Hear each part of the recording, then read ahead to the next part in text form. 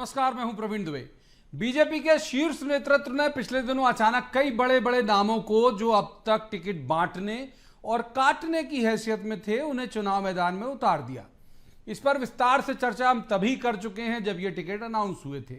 उसके बाद से आपने किसी भी बड़े नेता यानी जिन्हें जिन्हें उतारा गया, उनका कोई बयान ऐसा नहीं सुना होगा जैसा लगातार बीजेपी के राष्ट्रीय महासचिव कैलाश विजयवर्गीय बोल रहे हैं। कभी कहते हैं उन्हें चुनाव लड़ना ही नहीं था, वो तो बड़े नेता है, अब कहाँ हाथ जोड़ते घूमेंगे। कभी कहते हैं मैं सिर्फ विधायक बनने के लिए नहीं आया, बहुत बड़ी जिम्मेदारी निभाऊंगा।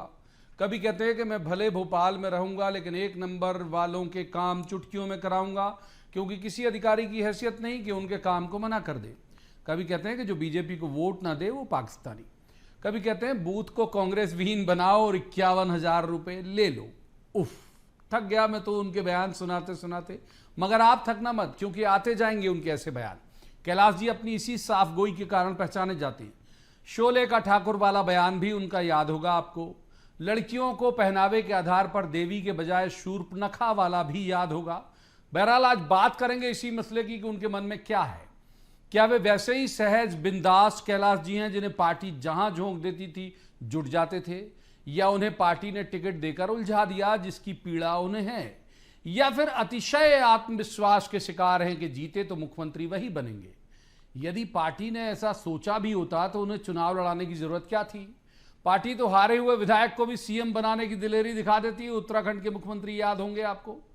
यह भी कि कैलाश जी क्या ऐसे बयान खुद तो नहीं देकर ऐसा खुद तो नहीं चाह रहा कि पार्टी ही फैसला ले ले कि अब उन्हें नहीं लड़वाना विधानसभा चुनाव। और यह भी कि यदि वो जीते और बीजेपी की सरकार आ गई, कोई दूसरा मुख्यमंत्री बना, तो क्या वो उसे चैन से बैठने देंगे। बहुत हैं सवाल जिन्हें लेकर एक खास पैनल के पास जाएंगे और कहेंगे जवाब तो देना होगा, लेकिन रस्मन सबसे पहले आपको दिखाते हैं एक रिपोर्ट, देखिए।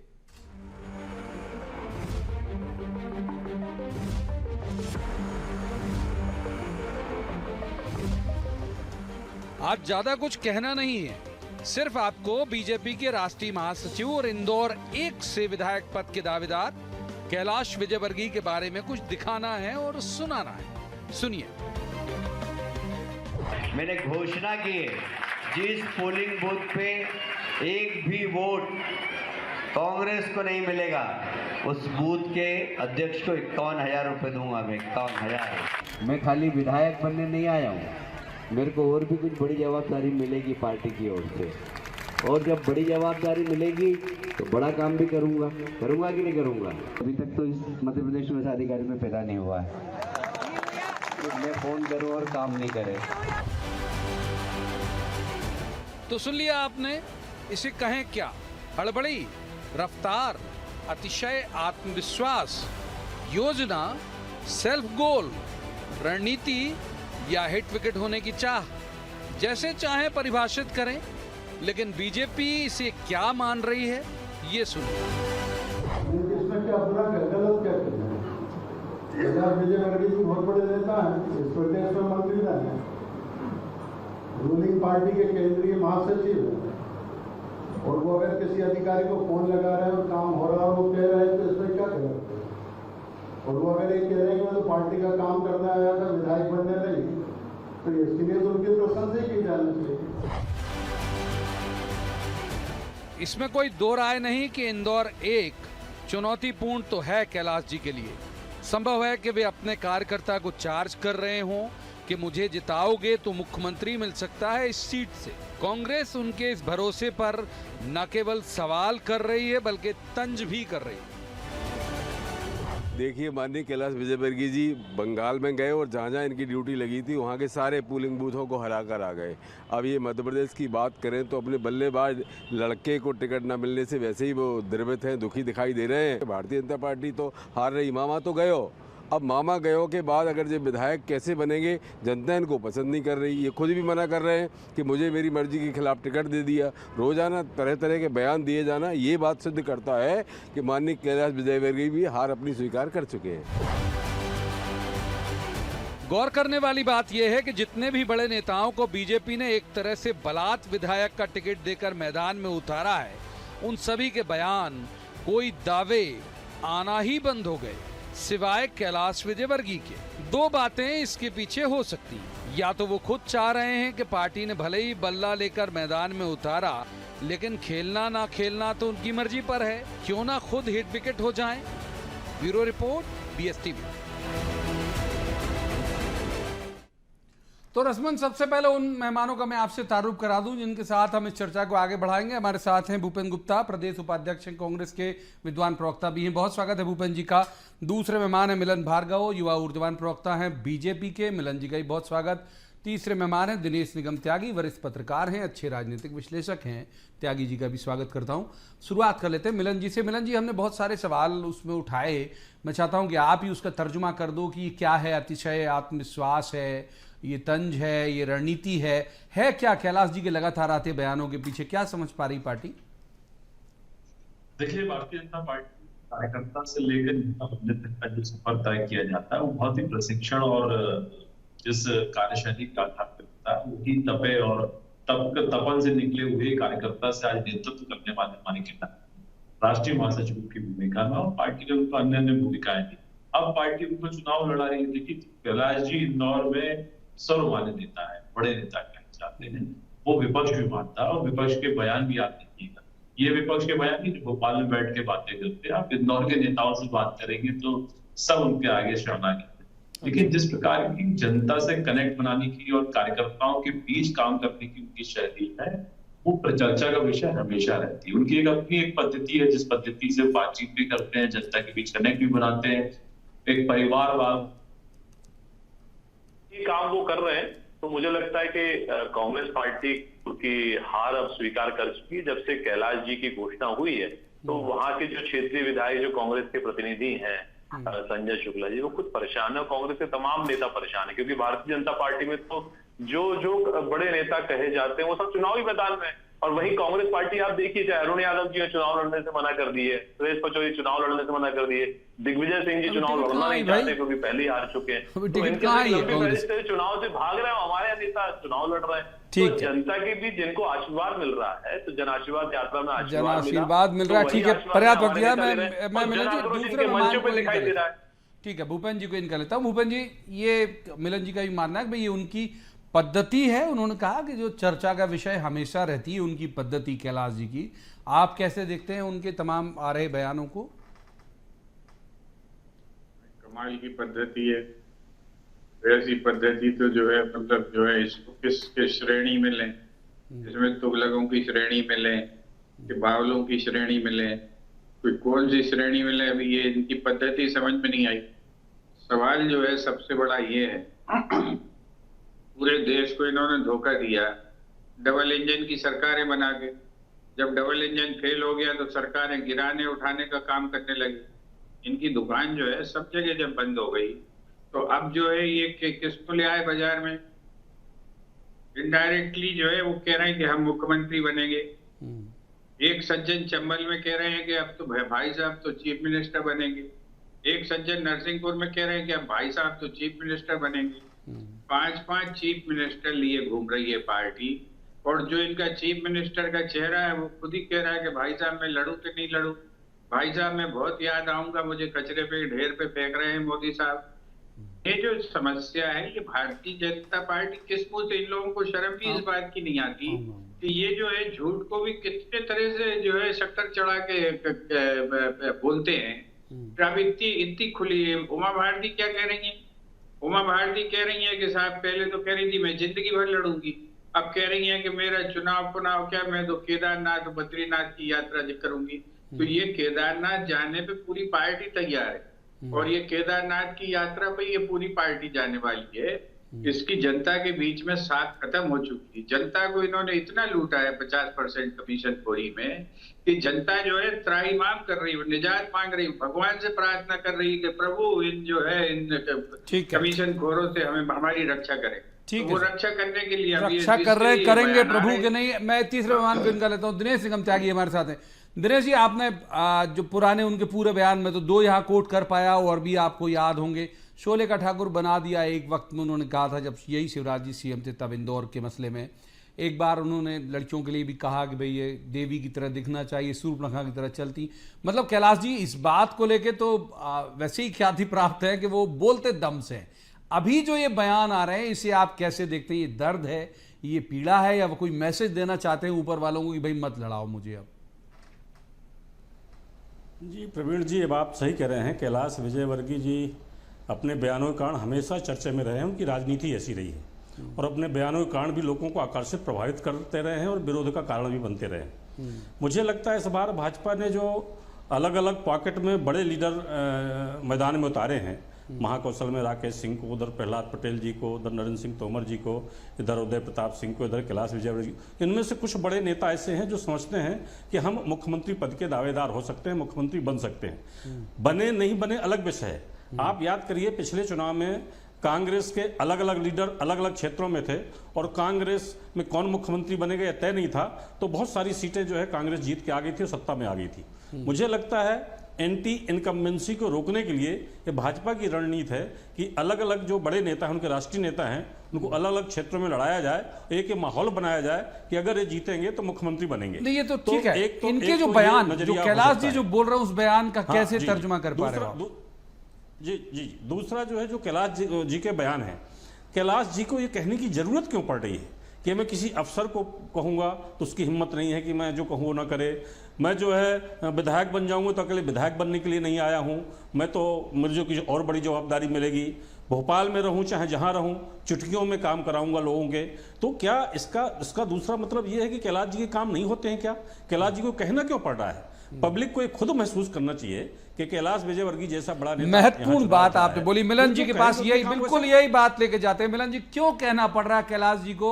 दिनेश सिंह त्यागी जी ने महत्वपूर्ण बात कही, क्यों कहना पड़ रहा है? भाई जनता तो जानती कैलाश जी हमारे मोहल्ले में रह रहे हैं, इसका मतलब सरकार में जो चाहेंगे करा देंगे, इतने बड़े नेता हैं। कहना क्यों पड़ रहा है, बोध क्यों कराना पड़ रहा है? देखिए, जिनके लिए कहना पड़ा वो समझ गए हैं, लेकिन समझना उनको भी पड़ेगा जो समझ नहीं पा रहे हैं। देखिए, जिस प्रकार से कमीशननाथ की सरकार 15 माह मध्य प्रदेश में चली और जिस प्रकार से उनके इर्द गिर्द रहने वालों के पास सैकड़ों करोड़ पकड़े गए और जिन पर दंगों से लेकर अन्य अपराध और देश की सुरक्षा गोपनीय जानकारी को साझा करने के आरोप लगे हैं कमलनाथ जी पर, वो उसका जवाब न देकर आज कमीशन झूठा प्रपंच रच के मध्य प्रदेश में एक विकास का अवरोध पैदा कर रहे हैं। देखिए, इन्होंने एक कंपनी हायर की हुई कांग्रेस पार्टी की, वो राहुल गांधी जी के द्वारा की गई है और उसको मध्य प्रदेश में लीड दिग्विजय करता है। रोज क्लास होती है, षड्यंत्र रचे जाते हैं कि मध्य प्रदेश में एक 50% कमीशन वातावरण निर्मित करना है, झूठ प्रपंच को चलाना है। जबकि मध्य प्रदेश की हकीकत देखिए, 2003 से लेकर कैलाश जी का बयान भी क्या ये तोड़ मरोड़ के पेश किया है इसी एजेंसी ने? घबराहट है इनके तमाम नेता क्यों चुनाव नहीं लड़ रहे, पूछिए ना। क्यों पचौरी जी चुनाव नहीं लड़ रहे, क्यों यादव जी चुनाव नहीं लड़ रहे, क्यों अरुण यादव जी चुनाव नहीं लड़ रहे हैं? पूछिए तो तमाम नेता क्यों चुनाव से भाग रहे हैं? क्योंकि जन आक्रोश यात्रा में कार्यकर्ताओं का भी आक्रोश नहीं दिखता। मंचों पे गाली गलौज, मारपीट की स्थिति और बंदूकों का प्रदर्शन, जनता को डरा धमका की सत्ता हथियाने का जो प्रदर्शन दिखा है कि नेता समझ गए, भाग गए कि हमको चुनाव नहीं लड़ना। हमारे तमाम नेता चुनावी मैदान में जनता के बीच है, जनता को जिस प्रकार से हमने जो वादे किए तो उनको रिपोर्ट कार्ड वाला शीर्ष नेता दे चुका है। और जिस प्रकार से मध्य प्रदेश में विकास की रफ्तार पकड़ रही है डबल इंजन की सरकार में, इससे घबरा गए क्योंकि आज भी इनकी सोच बैलगाड़ी पर चल रही है, ना इनका पास नेतृत्व है ना नियत है। आज मध्य प्रदेश में कमलनाथ जी अपने आप को अकेला बेचारा। ठीक है मिलन जी, पर्याप्त वक्त दिया आपने, एक लाइन पकड़ ली और उसी लाइन पे ही आप आगे जा रहे हैं, विषय रख देते। एक बार भूपेन जी को इन कर लेता हूं मैं। भूपेन जी, कहीं आपके मन में भी कोई दहशत तो नहीं कि संजय शुक्ला जी जीत पाएंगे कि नहीं जीत पाएंगे कैलाश जी के आने से? इस पे सिर्फ हंसा जा सकता है।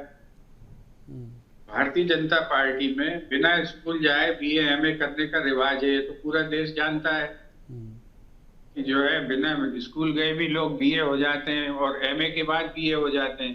तो ये भारतीय जनता पार्टी में इस तरह का एक रिवाज है। इस रिवाज पे मैं क्या टिप्पणी करूं, लेकिन जो मैं इनसे बात करना चाहता हूं वो ये कि हमारे पार्टी के नेताओं ने कहा है क्या कि हम जो है चुनाव लड़ने के लिए जो है हम अपने एमपी उतार देंगे। जो ये कह रहे हैं कि भाग रहे हैं, अरे भाग रहे हो आप, आपके नेताओं को आपको पता है कि चप्पलों और जूतों से आपके कार्यकर्ताओं ने पीटा है। वीडियो चल रहे हैं इसके, सार्वजनिक हैं, उसके बारे में तो जरा सफाई दीजिए। आपके नेता से आप कह रहे हो कि आपको चुनाव नहीं लड़ाएंगे, वो कह रहा है कि हमारे गुरुजी ने कहा कि मरते दम तक चुनाव लड़ते रहना। आपके नेता जो है, आप ही के नेता कह रहे हैं कि मोदी जी ने जो है ये गलत किया, ये जो है ओबीसी को आरक्षण देना पड़ेगा। ये किसी दूसरी पार्टी के नेता है क्या? ये कांग्रेस से पैसे लेके बयान दे रहे हैं क्या ये नेता? आपके कितने नेताओं के बयान सुनाऊं?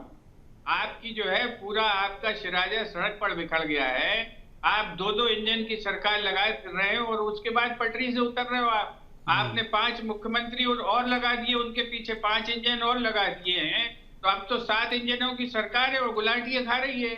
इसका जवाब आपको तो सूझता नहीं है। मध्य प्रदेश की जनता को आपने लूटा है, भरपूर लूटा है। और अभी आप पूछ रहे थे कि ये 50% कहां से आया, तो आपको बता देते हैं। मध्य प्रदेश में आपके नगर निगम में आपकी रात के 12 बजे जो है 65 फाइलें बनाई गई, जिंदा लोगों को मरा हुआ बताकर उनके नाम के पूरे पैसे डकार गए। ये आपकी सरकार जांच कर रही है, उसकी 8 करोड़ ठीक है भूपेन जी, रोकूंगा आपको भी। 100% घोटाला, पूरी बात मोटी मोटी ले ली, वक्त है अभी हमारे पास, फिर आ जाऊंगा। 100% का है। भूपेन, आप तो जिंदा मरे हुए मैं दिनेश जी को इनका लेता हूँ, मैं दिनेश जी को इनका लेता हूँ। दिनेश जी, एक जो बड़ा सवाल है जो आज हम अपने विषय पर ही रखते हैं, जो कौन कहां से लड़ रहा है, इस पर लगातार अपन डिबेट कर चुके हैं कई बार। जिस दिन से टिकट अनाउंस हुए थे उसके बाद से लगातार मैं ये केवल समझना चाहता हूं, और मुझे लगता है आपको भी इस बात को लेकर इत्तेफाक होगा मेरे साथ, कि क्या 2024 के इलेक्शन को ध्यान में रख के, लोकसभा चुनाव को ध्यान में रख के बीजेपी ओबीसी जैसा किनारे करने का जोखिम लेगी, या किसी सवर्ण या इन सबको क्या गद्दी में बैठा सकती है, अगर मान लीजिए बीजेपी की सरकार आई तो भी? मतलब ये जो बाकी के लोग क्लेम भी कर रहे होंगे या सोच भी रहे होंगे, तो नहीं, जो माहौल चल रहा है, जैसा वातावरण बन रहा है, वो तो ये भी हो सकता है कि आगे चल के लोकसभा चुनाव से पहले ये जो महिलाओं का आरक्षण है, महिलाओं के आरक्षण में ओबीसी को शामिल कर लिया जाए, ये भी हो सकता है। अभी हालांकि वो लाइन नहीं है भाजपा की, लेकिन ओबीसी बहुतायत में है, ओबीसी का प्रतिशत ज़्यादा है। आप देखिए मध्य प्रदेश में जितने मुख्यमंत्री बने सब ओबीसी बनाए, उमा भारती हों, बाबूलाल गौर हों, चाहे शिवराज सिंह चौहान हो। ऐसे में ओबीसी को छोड़ के कोई सवर्ण या कोई दूसरा वर्ग का नेता मुख्यमंत्री बन जाएगा, ऐसा लगता तो नहीं है। लेकिन एक बात भी है प्रवीण जी, कि नरेंद्र मोदी और अमित शाह की जोड़ी कुछ भी कर सकती है। ये बात सही है। चुनाव के बाद रिजल्ट अगर भाजपा के फेवर में आता है तो जिसको चाहे उसको मुख्यमंत्री बना सकते हैं। और ऐसा होता है कि बीपी सिंह मान लीजिए सवर्ण थे, लेकिन वो ओबीसी को लेके आ गए। तो ये बहुत सारे ऐसे नेता होते थे जो उस वर्ग के नहीं होते थे, लेकिन उनकी राजनीति करते थे। तो ये ऐसा कुछ हो सकता है, लेकिन अभी ये कहना जल्दबाजी होगी कि कौन मुख्यमंत्री बनेगा। हाँ, ये इंडिकेशन शिवराज जी के बयानों से, बहुत लोगों के बयानों से ऐसा लग रहा है कि अब शिवराज जी नहीं बनेंगे। कौन बनेगा ये तो कोई नहीं बता सकता मोदी शाह के राज में। ठीक बात। एक बार मिलन जी को इन करते हैं। मिलन जी, आज का विषय पे रख देते हैं। ये एक जो उन्होंने जो आज बयान दिया बाकायदा घोषित तौर पर, वो जान रहे थे कि मीडिया है, उन्होंने कहा कि एक कोई बूथ अगर कांग्रेस को एक भी वोट नहीं पड़ेगा तो मैं 51,000 रुपये दूंगा। ये क्या है? प्रलोभन है, रिश्वत है, या फिर परिवार के किसी बड़े सदस्य के द्वारा दिया जाने वाला शगुन है, टॉफी की तरह? जैसे परिवार में कोई बुजुर्ग आता है तो बच्चों को कहता है लो भाई टॉफी खा लेना। तो ये क्या था, ये जो उन्होंने कहा 51,000 रुपये दे देंगे जैसा? देखिए, ये कार्यकर्ताओं को उत्साहित करने का एक तरीका है उनका, उनका व्यक्तिगत मत हो सकता है। भारतीय जनता पार्टी कार्यकर्ता नगद देख के उत्साहित होगा क्या? नहीं नहीं नहीं, बिल्कुल नहीं। आप भी जानते हैं कि भारतीय जनता पार्टी कार्यकर्ता होता है, भाव से भी काम करता है और उसके लिए दल और देश के मायने रखता है। लेकिन उसकी मायने के साथ कैलाश जी की राजनीति कर रहे हैं, भारतीय जनता पार्टी कार्यकर्ता करता है। ये बयानों पर मत जाइए, कार्य पद्धति देखिए, देखिए किस प्रकार से एक पार्षद से लेकर राष्ट्रीय महासचिव तक का सफर तय करते, मंत्री बनते हैं, विभिन्न भूमिकाओं में रहते हैं, देश के बड़े लीडर होते हैं। लेकिन सवाल तो इनको खड़ा होता है, विपक्ष जिस प्रकार से सवाल खड़े कर रहा है, झूठे आरोप लगा कर मध्य प्रदेश में अवरोध पैदा कर रहा है, कमीशन को सुधारने के लिए दूसरों में डालने का प्रयास करता है। भूल जा रहे हैं कि शीशे के घर के अभी हाल ही में कल जो प्रियंका दीदी आई, तो प्रियंका दीदी तो नाम नहीं लिए गए, कमलनाथ जी, और इससे पहले भी जो अधिकृत इनके नेता प्रतिपक्ष है गोविंद सिंह जी, वो तो नकार चुके हैं कमलनाथ जी हमारा फेस नहीं। जीतू पटवारी जी से तो पूछ लीजिए जरा कि वो फेस है कि नहीं, क्योंकि वो अपनी जुत्ती तो गांधी परिवार से ले आए, लेकिन आज भी उनकी स्वीकारता कमलनाथ जी के अंदर नहीं है। तो इनका जो गुटबाजी और अंतर कला मची है, उसको देख करके सारे नेता चुनाव से भाग गए, भाग खड़े हुए हैं। मैं तो चाहता हूं भूपेन्द्र जी को चुनाव लड़ाना चाहिए, लेकिन भूपेन्द्र जी से पूछ लीजिए जरा। अरुण यादव जी भाग गए और सुरेश पचौरी जी भाग गए, दिग्विजय सिंह जी मैदान में नहीं आना चाहते। तो ये तमाम नेता तो चुनाव से भाग रहे हैं, कौन चुनाव लड़ेगा? भूपेन्द्र जी डरे हुए ज्यादा आप लोग हो, गुटबाजी आपके यहाँ है, अंदरूनी कला है आपके यहाँ है। मिलन जी बहुत वक्त दिया, एक जवाब ले लेते हैं। डरे हुए हो भूपेंद्र जी आप लोग? हम लोग तो परम डरपोक लोग, भारतीय जनता पार्टी के बहादुर लोग हैं जो चीन को लाल आंख दिखाने वाले थे, इसके बाद इनकी आंखें सफेद हो गई। इसमें हम लोग तो कुछ कर नहीं सकते। मिलन भाई से मैं सिर्फ ये कहूंगा कि जो है ये बात तय हो गई अभी इस डिबेट में कि जो अमित शाह और मोदी जी की जोड़ी है ये कुछ भी कर सकती, ये किसी को भी जो है आयातित करके मुख्यमंत्री बना सकती। तो इसमें तो मिलन भाई के भी चांस बन रहे हैं। सुन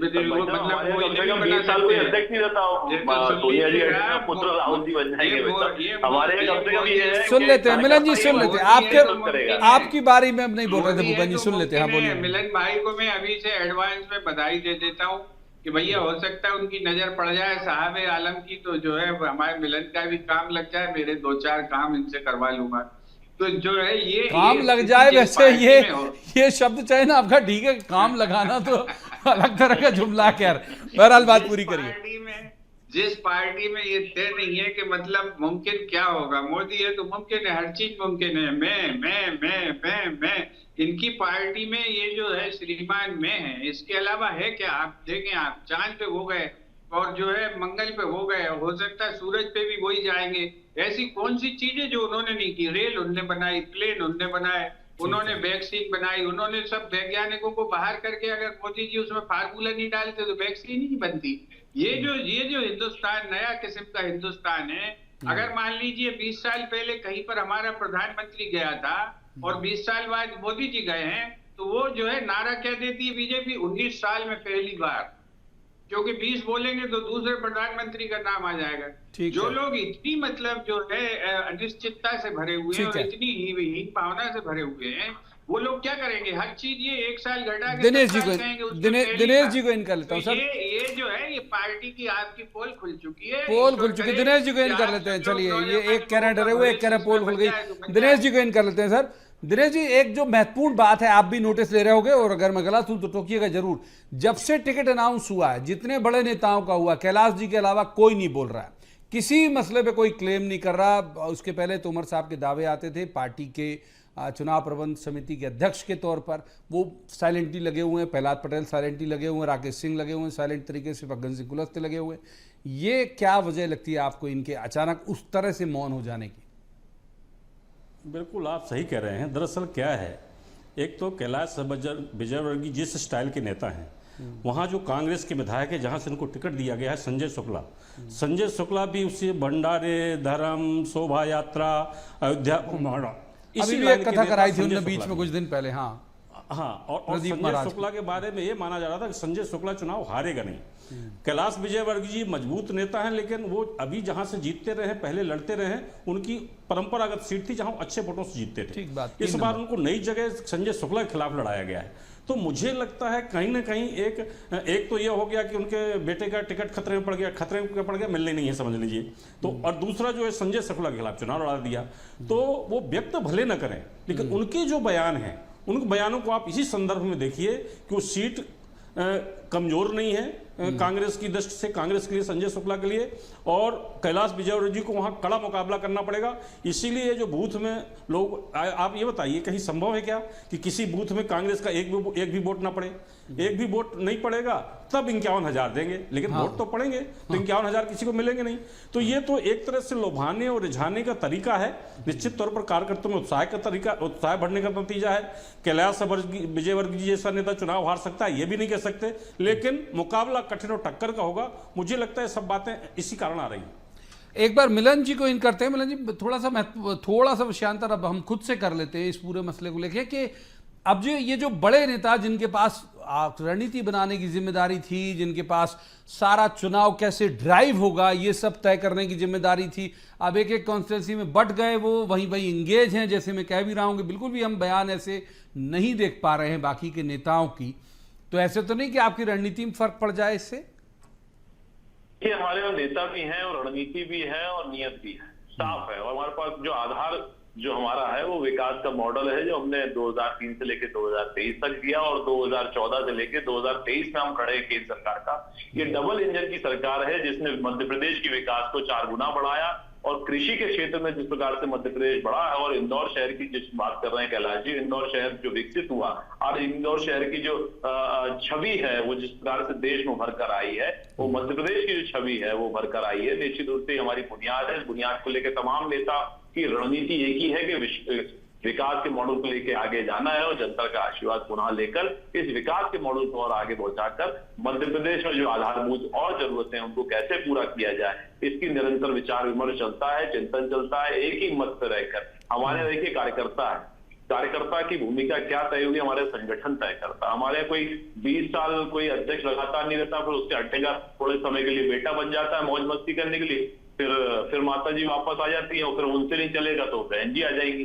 तो ये तो एक परिवार का दल है जो ठीक है। भूपन जी का जवाब लेते हैं। भूपन जी छोटा जवाब। भारतीय जनता पार्टी के कहीं ठीक है मुकाबला नहीं भूपन जी कर जवाब सकता। जवाब भारतीय जवाब जनता भूपन जी पार्टी बहुत जवाब। मजबूत संगठन है और कार्यकर्ता बहुत मजबूत स्थिति है। कार्यकर्ता मजबूत है। भूपन जी जवाब। अब इनकी बात का क्या जवाब दें? छोटे 4 शब्द इनके हैं, वही मौज मस्ती के लिए ये लोग राजनीति में आते हैं। इनका डायलॉग सुन लीजिए आप। वो बात करते हैं कि ये देश का कल्याण करना चाहते हैं।